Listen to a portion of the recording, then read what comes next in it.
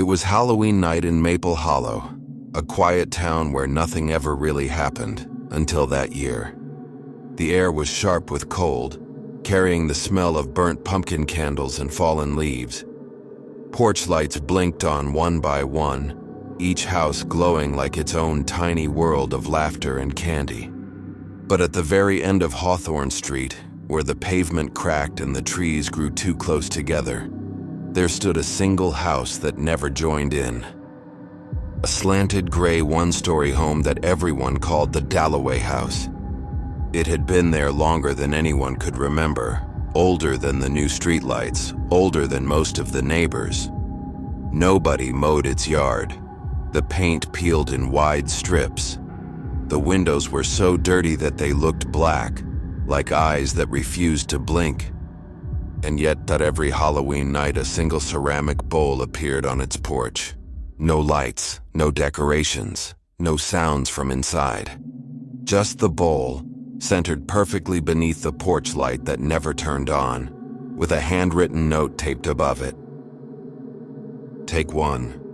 Inside always the same thing, and pieces of gold foil candy, round, heavy, smooth.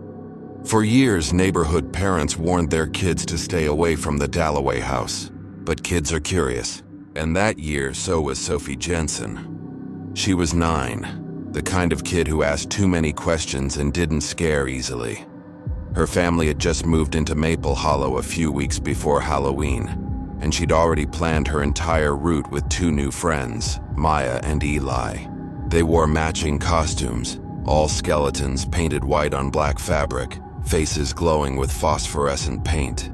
They promised each other they'd hit every house on the block, even that one. When they reached the end of the street, the noise of the neighborhood had faded into distant laughter.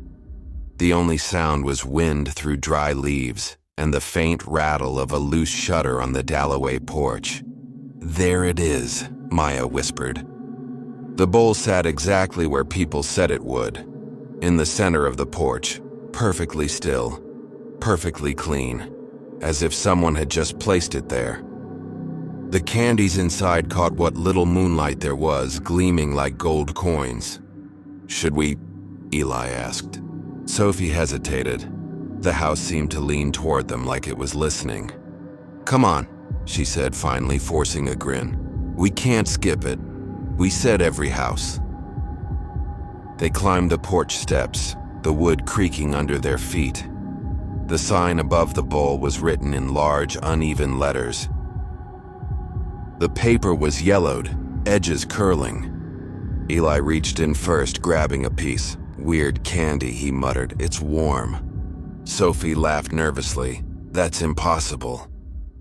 But when she touched one, it was warm. Not hot, just like it had been sitting in someone's hand. Each candy was perfectly smooth, wrapped tightly in dull golden foil with no branding. Sophie slipped one into her bag. "Okay, done. Let's go before we summon a ghost or something." They ran off laughing, but none of them turned around to see the porch light flicker faintly behind them. At home, Sophie dumped her candy out on the kitchen table. Her dad, Mark Jensen, stood nearby with a flashlight and a weary smile. "All right, let's see the loot." He began sorting through the pile, checking for open wrappers like every responsible parent does. Chocolate bars, gummies, lollipops, then the gold one. He picked it up. "Where's this from?" Sophie shrugged. "The house at the end of the street." He frowned. "The one that's all dark?" "Yeah, but it had candy out," she said innocently. He rolled it between his fingers. No label, no markings, just smooth foil. "Probably imported or something," he said. "But maybe don't eat this one yet, okay?" She nodded, but she slipped it into her hoodie pocket when he wasn't looking. Later that night, after the laughter died down and the porch lights went out one by one, Sophie lay awake staring at the ceiling. The candy sat on her nightstand, catching the moonlight through her window. Something about it seemed alive. She picked it up and unwrapped it slowly. The foil peeled apart in perfect silence. Inside wasn't chocolate. It was something dark red, soft and shiny like dried fruit or flesh. She sniffed it. A faint metallic tang filled her nose. Still, curiosity won. She took the smallest bite. It tasted wrong. Bitter and sweet at the same time, like syrup mixed with blood. Her tongue went numb. She spat it out immediately, wiping her mouth with her sleeve. When she looked back, the half-bitten piece was gone. She froze. The wrapper lay flat on the table, perfectly empty. Then came the sound. A slow, dragging scrape beneath her bed. She leaned down, whispering, "Maya? Eli?" Even though she knew that made no sense. Something shifted. She saw movement in the shadows. It wasn't a mouse. It was something round, small, and glistening faintly red. Her father found her the next morning sitting on the floor, staring under the bed. Her eyes were wide and empty, like she hadn't blinked all night. "Sophie," he said softly. She didn't move. When he crouched down beside her, he saw what she was looking at. Under the bed was the gold wrapper, torn and wet, covered in something dark. He reached under and touched something hard and round. When he pulled it out, his breath caught. It looked like another piece of candy, except it was unwrapped. And on one side there was a tiny fingernail. He dropped it instantly. He tore through her candy bag, panic rising. At the bottom were 3 more golden wrappers he hadn't seen before. He threw them all in the trash, locked the lid, and stayed up that night listening. Around midnight, he heard movement outside. A soft clink of something metallic on the porch. He opened the door slowly. There, on the welcome mat, sat the bowl. The same ceramic one from Mrs. Dalloway's porch, filled to the brim with gold candies. He stepped back, heart pounding. "Who's there?" "Nothing." The street was empty, silent. He dumped the bowl into a trash bag and locked it in the garage. Then he called the police. They searched the house the next day but found nothing. No trespassers, no footprints, no fingerprints, not even the bowl. It had vanished overnight. A few days later, curiosity got the better of him. He drove to the end of the street. The Dalloway house stood as lifeless as ever, but the front door was slightly open. He pushed it gently, and it creaked inward. Inside was dark. Dust floated in the stale air. The smell hit him first, sweet and rotten at the same time. He stepped forward, shoes crunching on something underfoot. When he looked down, he saw them. Hundreds of gold wrappers covering the floor like fallen leaves. Some were fresh. Some stuck together with something dark. In the corner of the room sat a chair, and in that chair, a shape. Mrs. Dalloway, what was left of her, sat slumped, her skin thin and gray, her hands cupped in her lap like she was offering something. And in her lap was the bowl. Full again, only this time the candies weren't wrapped. Each one small, round, wet, with tiny, pale fingernails pressed into the surface. He stumbled back, covering his mouth. And from the darkness behind the chair, something moved. A shadow peeled itself off the wall, tall, wrong, silent. He bolted out the front door and didn't stop running until the house was out of sight. That night, when he got home, the trash can he'd thrown the candies into was tipped over, the lid open, and sitting neatly on the doorstep, right where the bowl had been before, was a single piece of gold candy, still warm. And this time, it had a small bite mark in it. Every Halloween, the same street came alive. Kids laughing, parents chatting, porch lights flickering like candles in a sea of shadows. But on Red Maple Drive, there was one house everyone skipped. Number 47. No lights, no pumpkins, no decorations. Just black curtains and a sagging front porch that seemed to breathe when the wind hit it. Every kid in the neighborhood had their own version of the story. Some said the owner was a witch. Others swore someone had died there years ago, and that was why no one ever moved in. But most kids just ran past it, clutching their candy bags tight. Except for one year, when Tyler Grant and his friends decided they weren't scared of anything. It started like every Halloween. Tyler, his best friend Ryan, and Ryan's little sister Lila went out in matching costumes, zombies with cheap face paint and fake blood. They wanted to beat last year's record, 22 houses, 3 pillowcases full of candy. They hit every house on the block until they reached the end of Red Maple Drive. That's when Lila stopped. She pointed. "What about that one?" Ryan frowned. "No one lives there." But Tyler grinned. "Yeah, but what if someone does this year? What if they've got the good stuff?" The house loomed over them, its paint peeling in long strips, the porch light a dead bulb above the door. The lawn was scattered with dry leaves and broken branches. Still, there was something new. A single plastic pumpkin bucket sat on the porch, filled to the top with candy. No sign, no note, no sound. Just candy, perfectly wrapped, untouched. Ryan shook his head. "No way, it's probably old." But Tyler was already halfway up the steps. Candy doesn't expire. The boards creaked under his feet. The air smelled faintly like metal and mildew. When he reached the bucket, he froze. The candy wasn't dusty or stale, it looked brand new, but all the wrappers were blank.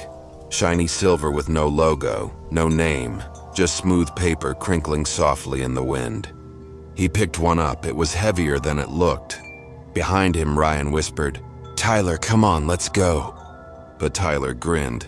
What's the worst that could happen? He dropped the candy into his bag and turned back toward the street. That's when the porch light flickered on. Just once. Then off again. The boys froze. The light hadn't worked in years. Everyone knew that. Lila tugged her brother's sleeve. "Let's go home." So they did, running all the way back without looking back once. Later that night, while dumping their candy onto the living room floor, Tyler spotted the silver-wrapped piece again. It stood out among the bright oranges and reds. He tore it open.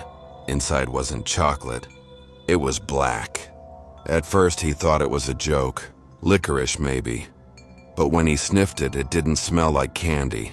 It smelled like dirt. He licked it, just a small taste. It was bitter, ashy, cold. He spit it out and laughed. "Guess I found the worst candy ever." But that night, as he brushed his teeth, he noticed something strange. His tongue was still black, and no matter how much he rinsed, it wouldn't come off. The next day, Ryan came over looking pale. "Did you eat any of that candy?" he asked. Tyler shook his head. "Just tasted it. Why?" Ryan swallowed hard. "Lila's sick. She said she saw something last night." "Saw what?" "She said someone was standing in the window of that house." Tyler laughed nervously. "It's probably just reflection or something." But later that evening, when the sun dipped low and the shadows stretched long across Red Maple Drive, he went back. The house was darker than before, if that was even possible. And in the window, behind the cracked glass, he saw it. A figure, pale, still watching.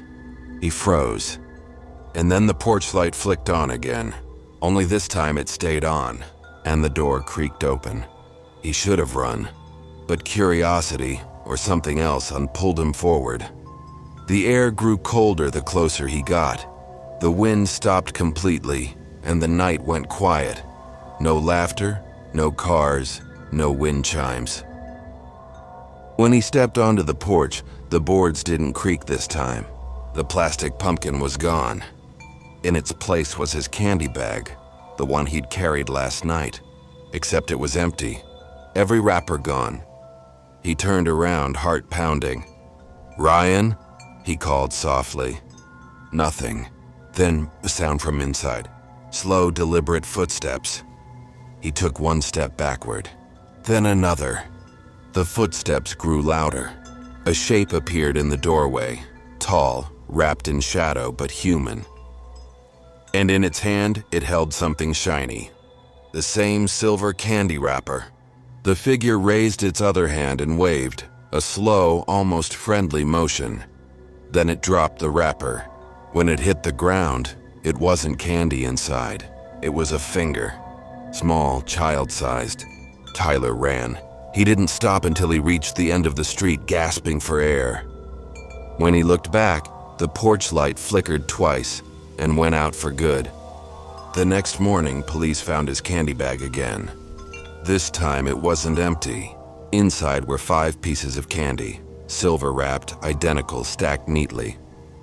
But when they opened them, each one contained something different.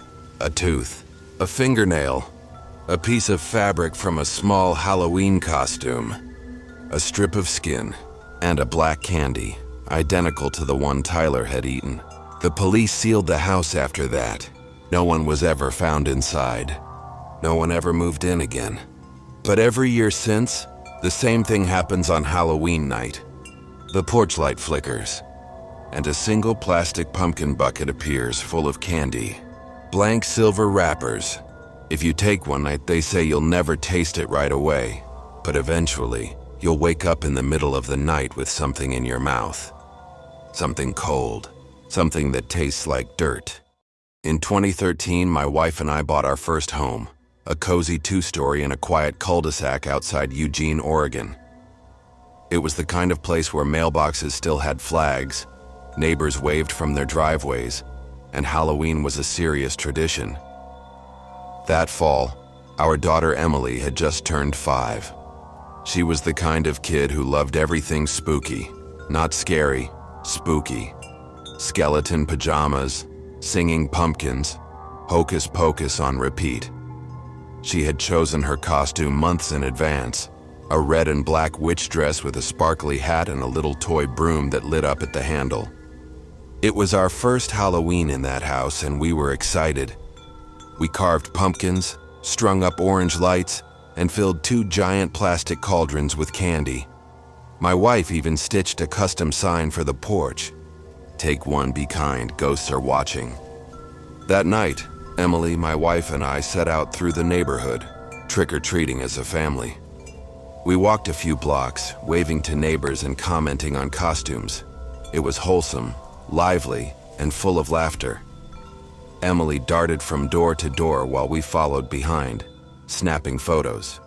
We returned just after 9 p.m., and while Emily sorted her candy on the living room floor, I stepped outside to grab the bowl we had left out. The porch light was still glowing, but the candy bowl? Still full. That was strange. The neighborhood was busy, kids everywhere, and we'd been gone over an hour. I picked up the bowl. It was heavier than it should have been. Not candy heavy, Haslet heavy. I took it inside, dumped the contents onto the kitchen table, and among the wrappers, chocolate bars, and lollipops, something slid out and landed with a flat thunk. A Polaroid photo of Emily. It wasn't one we had taken. She was standing at the edge of someone's driveway, not ours, smiling and holding out her bucket. Her face was in focus. The background was slightly blurred, like it had been taken quickly, from a distance. She looked happy, but we had no memory of it. No matching photo on our phones. No one in the family had taken it. We called Emily into the room. She looked at it and smiled. That was from the man with the weird voice. He said my costume was perfect. My wife and I locked eyes. What man? I asked. He had gloves on, and his mouth didn't move when he talked, but he was nice. That was the moment the night changed for me. We searched her candy pile, looking for anything strange. There was just one piece, a candy neither of us had ever seen. Wrapped in matte black foil, twisted at the ends. No logo, no barcode, just a faint red wax seal pressed into the center. I opened the wrapper. Inside was a hard, grayish candy, chalky and cold to the touch. No smell. I tossed it in the trash immediately. Emily didn't resist, but I couldn't shake the tension in my chest. At 2:03 a.m., the doorbell rang. I was still awake, sitting on the couch with the living room lights off, replaying the photo in my mind. I froze, then slowly moved to the window and peeked through the blinds. Standing under the porch light was a child-sized figure, wearing a burlap mask, stitched smile, button eyes, and a black cloak that dragged slightly at the hem. No visible skin. In one hand, a small orange candy bucket. In the other, a Polaroid. Held up to the door. I couldn't see the image, but I knew what it was. I didn't move. Didn't open the door. Just watched. After nearly a full minute, the figure lowered the Polaroid, turned, and walked down the driveway. Not rushed, not playful. Deliberate. Controlled. Gone. The next morning, I checked the porch. No candy, no photo. But when Emily woke up and went to her room, she found something on her windowsill. Another piece of that black-wrapped candy. No wax seal this time. Instead, on the wrapper, written in jagged red ink, "See you next year." We moved 6 months later. Out of state. New house. New city. No social media updates. We didn't tell anyone our new address except immediate family. Halloween came again. We kept the lights off. No costumes, no decorations. And still, on the morning of November 1st, Emily found it again. On the inside of her bedroom windowsill. That same candy, same wrapper, same words. "See you next year." It's been 10 years. Every Halloween without fail, one black-wrapped candy appears. Sometimes in her room, sometimes in her backpack, once under her pillow. We don't know how, we don't know who. But last year, for the first time, the message changed. This time it said, "She's almost ready."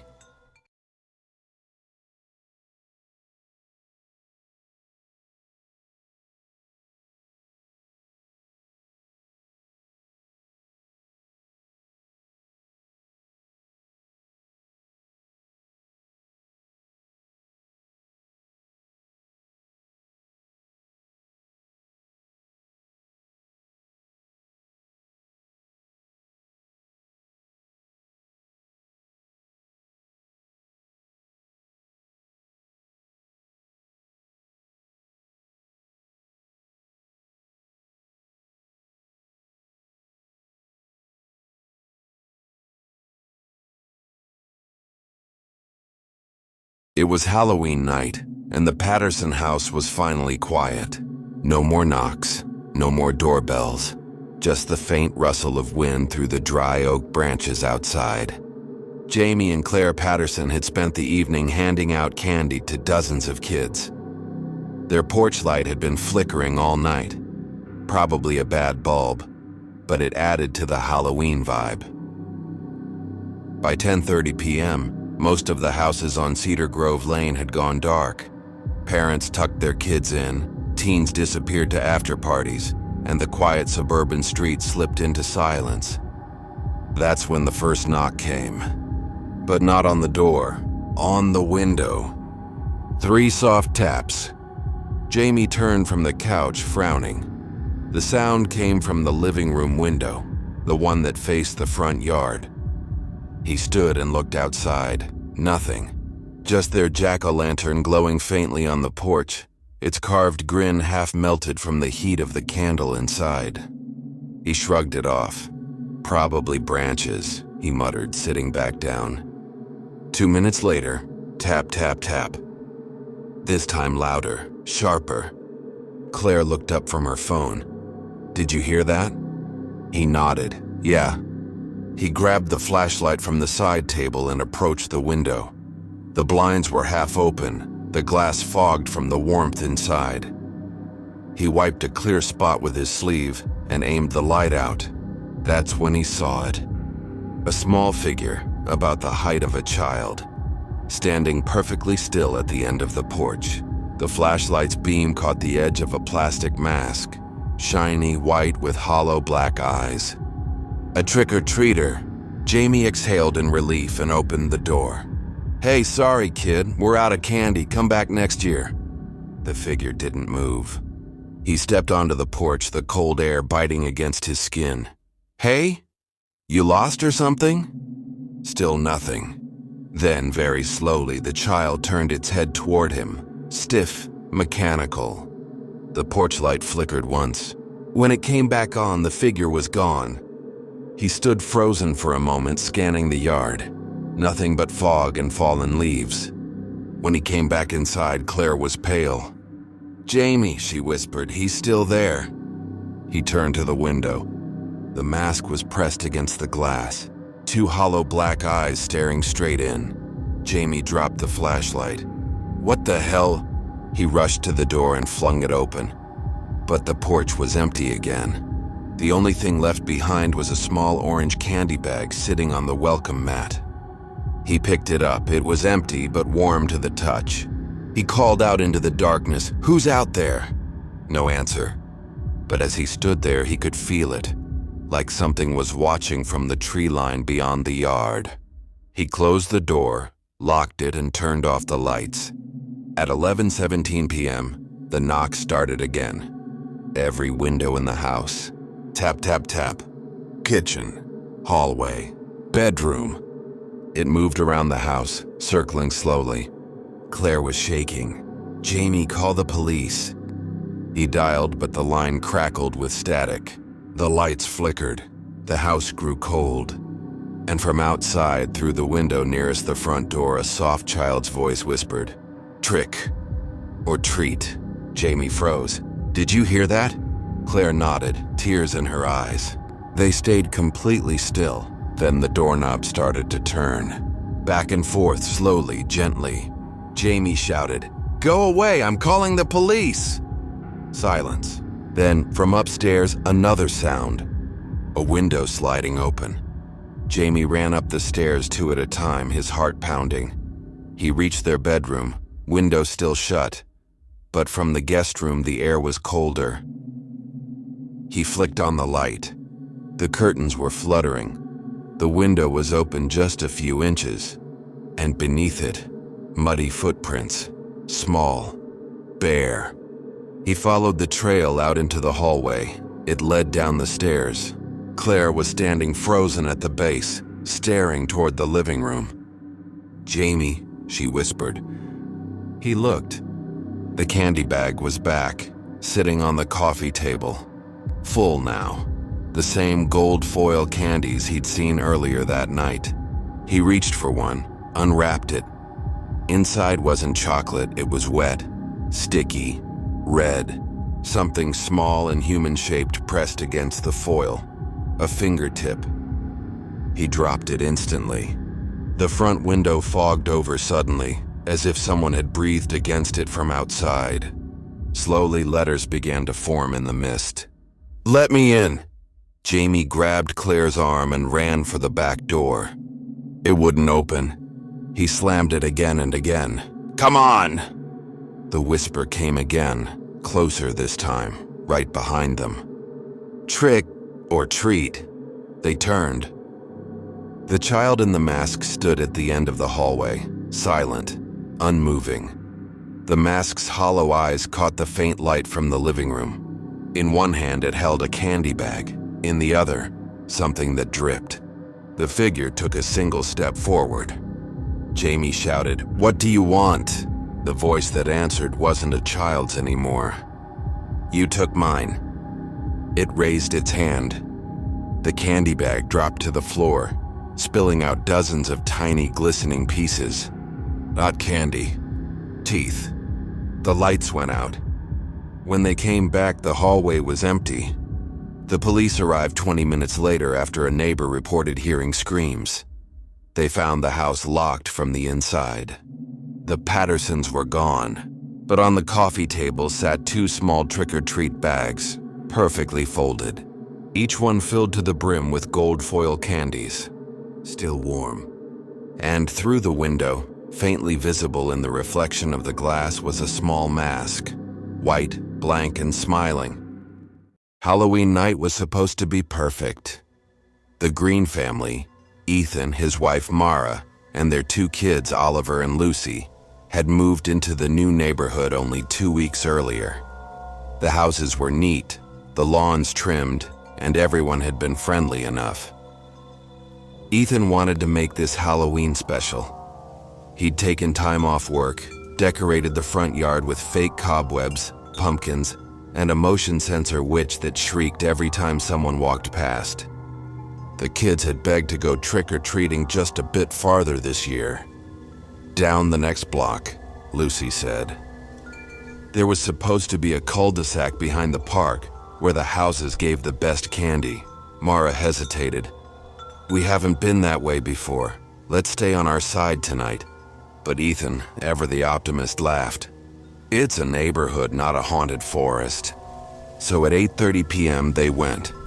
2 kids in costumes, Lucy dressed as a fairy, Oliver as a vampire, skipping ahead with glowing candy buckets, their parents walking behind under a sky bruised purple with cloud. They crossed the park trail and emerged onto a street Ethan swore he'd never seen before. The sign at the corner read Harrow's Lane. The street looked perfect. Every house was decorated, every porch light was on. Jack-o'-lanterns lined the sidewalks, their candles burning steady despite the wind. The air even smelled sweet, like cinnamon and sugar. See, Ethan said, this is amazing. The kids ran from door to door laughing.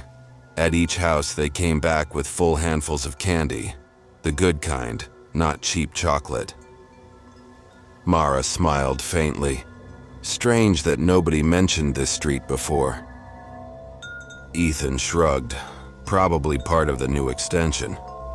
But something about it felt off. The houses were too uniform, too still. Not a curtain moved, not a single sound from inside. Not music, not laughter, nothing. And though the porches glowed with warm orange light, not one person opened a door. The kids would knock or ring the bell, and seconds later the door would just swing open on its own. Each time, a perfectly wrapped candy would be waiting in a neat little bowl by the threshold. Mara's smile faded. Ethan, are you seeing this? He frowned. It's probably some kind of automatic thing. Maybe they left candy out early. But she was already shaking her head. All of them? Every house? The kids didn't notice they were having the time of their lives. Until Lucy came back from one house, holding something different. A single gold foil candy. Look, she said, they have fancy ones. Mara felt her stomach tighten. Where did you get that? From that house, Lucy pointed. The one with the blue pumpkins. Ethan followed her finger. At the far end of the street stood a tall, narrow house with dark blue pumpkins glowing faintly on each step. The porch light flickered like a heartbeat. Okay, he said quickly. I think we've gone far enough. But Lucy had already run back toward the house. Lucy! Mara shouted.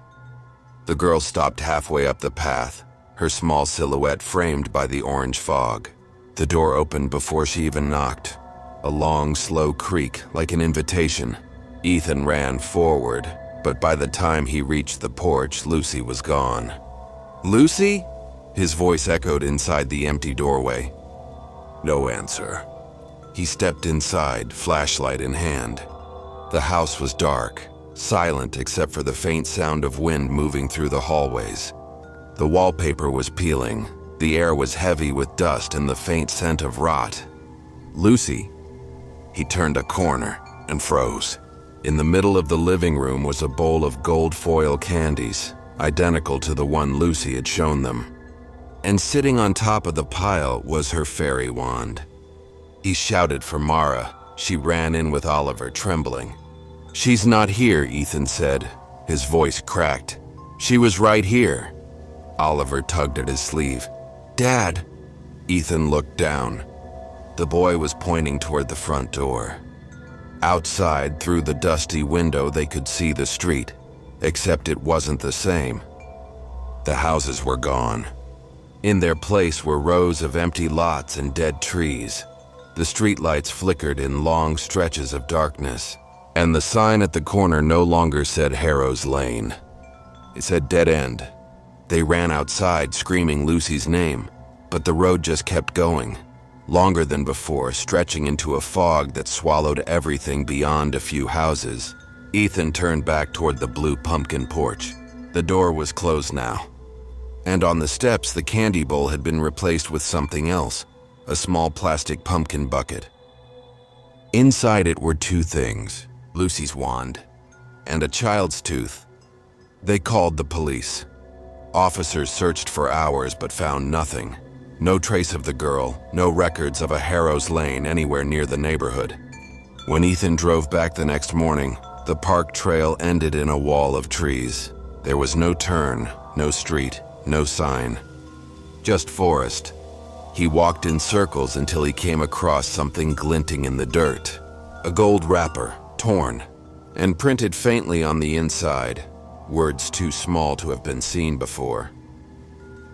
You came back trick or treat. For weeks after, Ethan and Mara barely slept. Then one night the doorbell rang. When Ethan opened it, no one was there.